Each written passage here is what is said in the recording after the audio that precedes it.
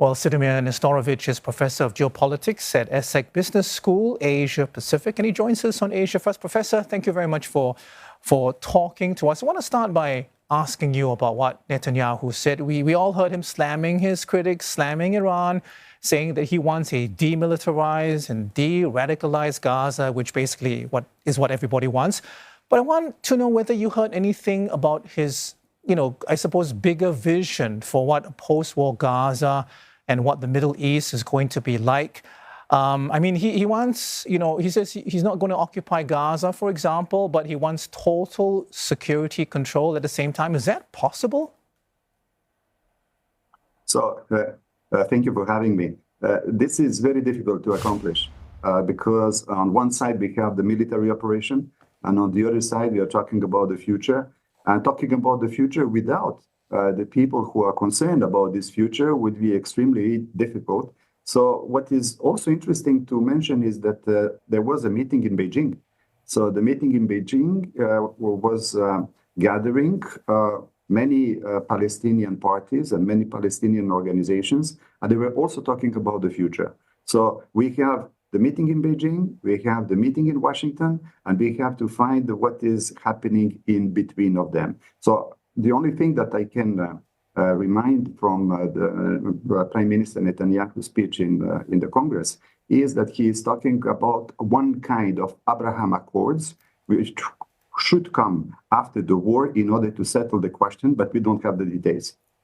And Professor Netanyahu stuck to his usual talking points without mentioning a ceasefire by name or discussing the status of the deal that the Biden administration aims to finalize. And what's your take on this prospect for that deal?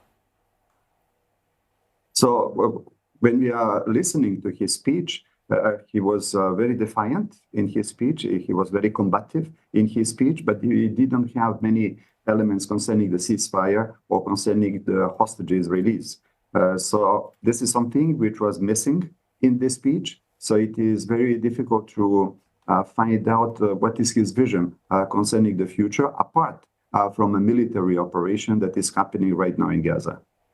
Professor, reports suggest that Netanyahu tried to flip the script, saying, that Middle Eastern states and Israel should establish ties before the issue of Palestinian statehood is addressed. So I'm wondering, how is that going to be received by key players like Saudi Arabia?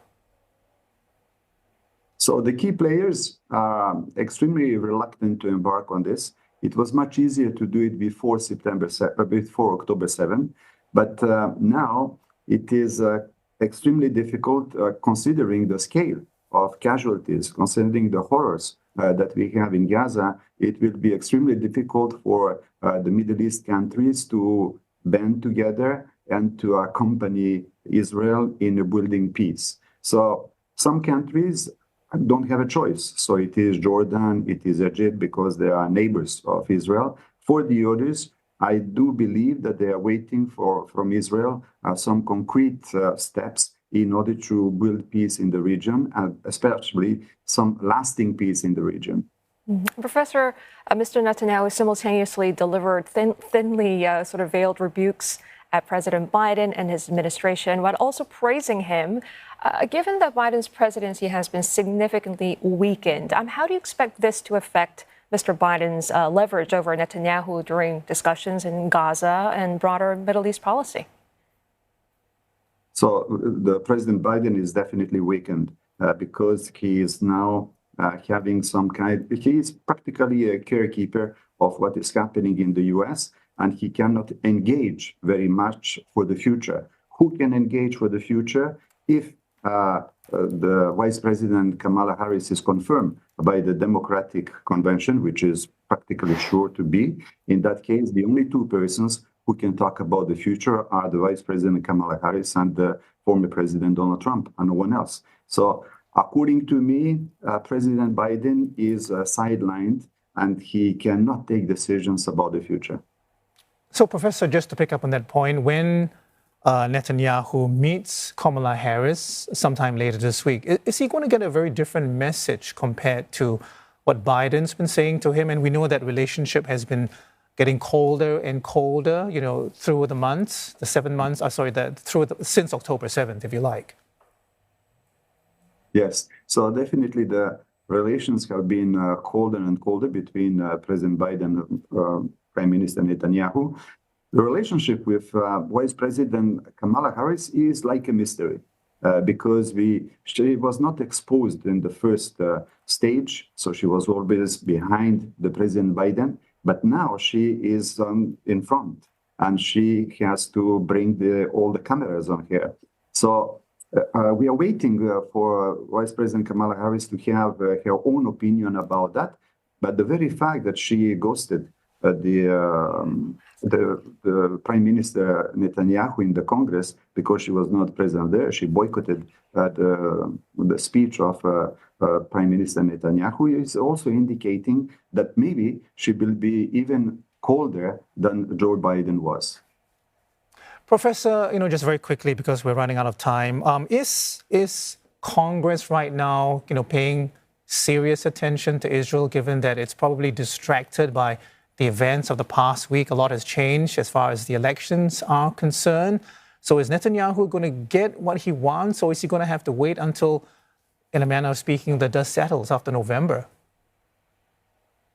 So he will probably have to wait, not only him, but also all the other parties which are involved in this conflict. They will have to wait for November in order to see who is going to be the next president. However, even if President Biden is like an interim or like a carekeeper, he still can take decisions. So we cannot dismiss him. But I presume that he will try not to be involved very much in order to help Vice President Kamala Harris to have a better stature, in order to have a better presence on the foreign relations. So I think that he will give her much more time. And on the other side, the battle is just beginning between Trump and Harris. So we have to see if Middle East, if the situation in Israel and Gaza are going to be center stage of the campaign, or if they are going to be on the side of the campaign, and they will put the emphasis on the domestic issues first. All right, Professor, thank you very much for your insight this morning. Cedomir Nestorovic, Professor of Geopolitics at ESSEC Business School Asia-Pacific.